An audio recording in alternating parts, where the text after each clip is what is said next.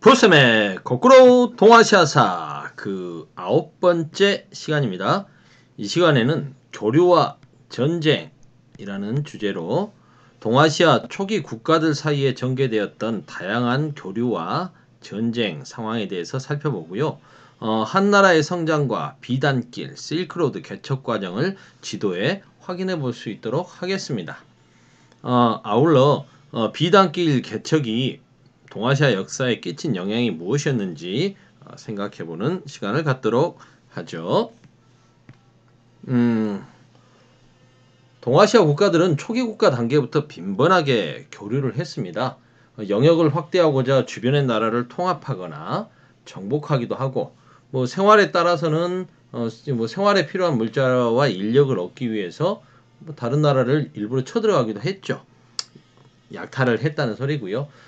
또 국력이 커지고 군주권이 강화되기 위해서는 뭐 철기를 비롯한 선진 문물이 필요하지 않겠습니까? 그래서 그런 부분도 적극 수용을 해가죠. 정복과 교역과 화친 활동 등을 펼쳐갔다. 앞선 시간에 배웠던 흉노, 유목지대의 패자였던 흉노는 농경민에 대한 교역과 약탈 활동을 병행하죠. 그래서 이들의 침략을 막기 위해서 농경민족이었던 한족은 만리장성까지 쌓았지 않습니까? 기억나시죠? 얘들이 그 오르도스 지방을 통과해서 중원 지역을 넘어오자 이거 이야기까지 또 다시 다음은 또 뭐 길어지나? 지도 한번 그려보고요. 여기가 황허가 이렇게 흘러가지 않습니까? 만리장성이 이렇게 있었고요. 당시 만리장성이. 근데 흉노족이 이제 쳐들어오잖아요. 쳐들어와서 오르도스 지방을 거쳐서 이렇게 쳐들어오니까 이걸 막기 위해서 황제가 직접 군대를 몰고 올라가죠. 올라갔다가 이제 백등산이라고 하는 산에서 포위되는 평성의 치욕, 7일간이나 포위됐던 평성의 치욕을 겪지 않습니까? 이런 치욕을 겪고 뭐 이야기로는 뇌물을 써서 나왔다라고 기록되어 있지만 사실상 항복을 했다라고 봐야겠죠. 그러면서 이제 한 고조에게 평생의 치욕을 안기고 승리한 뒤에 이제 화친을 맺죠. 그래서 매년 대량의 물자, 다량의 물자를 받으면서 교류를 하게 됩니다. 그리고 흉노는 이제 주변국 중에서 뭐 이제 흉노의 힘이 세지니까 주변 중에서 오환족 등 주변 종족으로부터 공납을 받았다. 당시 이렇게 북방의 유목지대에 살던 애들 지역을 보면 오환이라고 하는 족은 뭐 이쪽 지역 애들이고요. 오환족. 그 다음에 이쪽에 뭐 선비족 뭐 있고 이쪽에는 이제 뭐 고조선도 있죠. 뭐 이런 나라들이 있지 않습니까? 이들로부터도 오한과 같은 나라로부터도 공납을 받았다. 고조선은 전국시대 7웅 중에 하나인 연나라와 대립했다. 뭐 춘추 전국시대 살펴봤었죠. 그때 연나라가 어디 있던 나라입니까? 이쪽 쪽에 있던 굉장히 센 나라가 연나라죠. 연나라. 요 애하고 자웅을 겨룰 정도로 고조선이 나름 파워가 있었다. 하지만 연의 침략을 받아서 서방 이천리 땅을 뺏겼다. 그때 징계라고 하는 연나라 장수에게 서쪽 땅 이천리를 뺏겼다라는 기록이 남아있죠. 그러면서 이제 고조선의 중심지가 요령지방, 요하유역에서 평양 근처로 일대로 이렇게 이동해 갔지 않았나라는 중심지 이동설이 나오게 되는 거죠. 위만이 권력을 잡고 위만조선을 성립한 이후에는 한나라와 교역을 통해서 성장하고 주변으로 세력을 확대해 갔었죠. 이게 지난 시간에도 뭐 배웠던 내용 반복되는 것 같고요. 한무제의 정복전쟁. 한무제가 이제 흉노에 대한 본격적인 공격을 한다고 그랬죠. 그래서 흉노를 고비사막 이북으로 축출하게 됩니다. 흉노를 고비사막 이북으로 축출하고 깐수 지역에 군현을 설치하고 군대를 배치했다. 이게 어느 지역이냐? 이거 지도에서 봐야겠네요.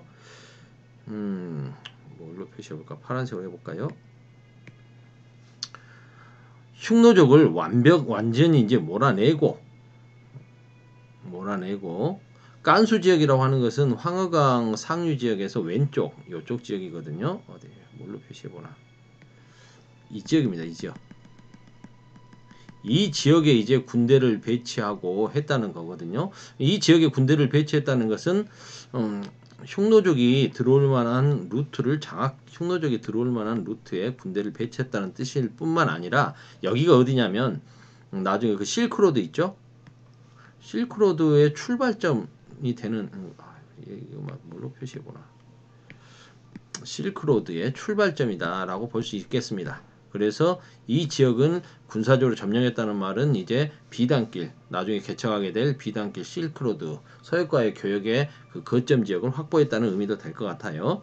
그리고 이 흉노족을 견제하기 위해서 원래 이렇게 흉노와 함께 북방 초원지대에 살다가 흉노에 의해서 쫓겨난 애들이 있죠. 월지라고 하는 애들이 있습니다. 이 월지가 흉노에게 일찌감치 무너졌거든요. 월지와 동호를 흉노가 복속시켰다라는 것은 앞서 이렇게 좀 배웠습니다. 지난 시간에 봤었죠. 그래서 흉노가 북방의 패자가 됐지 않습니까? 이 월지가 서쪽으로 가서 중앙아시아 지역에 가서 나라를 월지국을 부활시킵니다. 서쪽에 월지가 있는 거죠. 그래서 한무제 입장에서는 쟤들하고 교류를 맺게 되면 함께 흉노를 견제할 수 있지 않을까라는 생각을 하게 된 거예요. 그래서 장건을 파견해서 월지와 동맹을 맺기 위해서 장건을 파견하는 거죠. 근데 이 장건이 이제 가다가 흉노에게 잡혀갔다가 뭐 이렇게 되지 않습니까? 이쪽의 나라 월지, 대월지.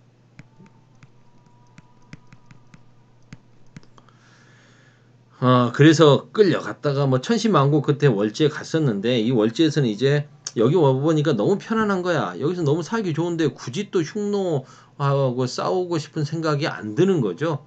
그래서 미안하고 사양합니다. 얘가 이제 장건이 갔다가 돌아오죠. 돌아오는 길에 흉노한테 끌려가서 또 끌려갔다가 고초를 겪다가 결국은 탈출해서 돌아옵니다. 돌아오는 이 와중에 이제 비단길이라고 하는 루트가 만들어지는 거죠. 그래서 이 서역지방과 비단길 이곳을 이제 장악함으로써 이 길을 개척하고 장악함으로써 흉노도 견제하고 동서교역의 주도권을 확보하려고 시도했죠. 그래서 비단길을 개척하게 됐다는 소리입니다. 이런 의도로 한무제의 정복전쟁. 한무제는 베트남 지역 남비엣이라고 부릅니다. 남비엣과 고조선을 정복하죠. 남비엣은 한자로 남월. 예전에 춘추 전국시대에 보면 전국시대 이쪽에 있던 나라가 월나라가 있었죠. 월나라. 거기서 이제 이름이 따온 것 같은데요. 그래서 당시 베트남 요 북부 지역에 있었던 나라를 남월이라고 한자로 쓰고 남비엣이라고 불렸습니다. 이 남비엣을 정벌하는 거죠. 그래서 이쪽에다가 9개의 군을 설치합니다. 그리고 고조선은 멸망 과정 따로 설명 안 드려도 되겠죠. 고조선을 멸망시키고 나서 이곳에 군현을 4개 설치하죠. 한 군현 4개를 설치하게 됩니다. 이게 한무제의 정복전쟁 과정이죠. 한무제가 이렇게 정복전쟁을 펼친 이유가 무엇일까? 흉노도 치고 베트남도 치고 고조선도 치고 특히 고조선을 치는 이유는 분명하죠. 고조선이 명분은 그렇습니다. 고조선이 자신들의 지리적 이점을 이용해서 한반도 남쪽에 있는 진이라고 하는 세력과 그리고 동예처럼 예라고 하는 세력이 한나라와 교역하는 것을 중간에서 가로막고 중개무역으로 성장을 했기 때문이다. 그래서 직접 교역을 하려고 하는 그들을 막았기 때문이다라고 이야기했지만 이건 어디까지나 명분이고요. 실제 원인은 뭐겠습니까? 고조선이 성장하여 누구와 연결될 걸 경계하는 거죠? 그렇죠. 흉노와 고조선이 연결되는 것을 경계했기 때문입니다. 이게 실제 이유죠. 그래서 고조선과 흉노의 연합 가능성을 차단하기 위해서 고조선을 칠 필요가 있었다.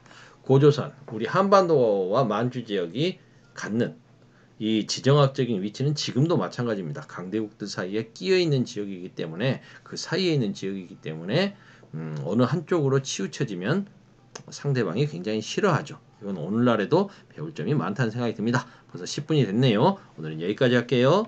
풋쌤의 거꾸로 동아시아사 그 9번째 시간